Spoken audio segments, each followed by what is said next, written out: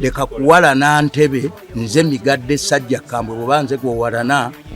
naye bwe nayingira mu Bwakasujju nze Kasujju Lubinga ne Kasujju omulala ajja kujja biki bye mupanga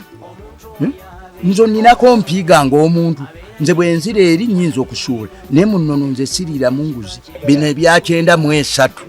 byali biwandiika ebijingirire ate nga bya kicupuli kale ne tukkiriza olw'okuba twalina amaddu g'okuzaawo bwaki ne tutamaliriza naye mutuwe bwezi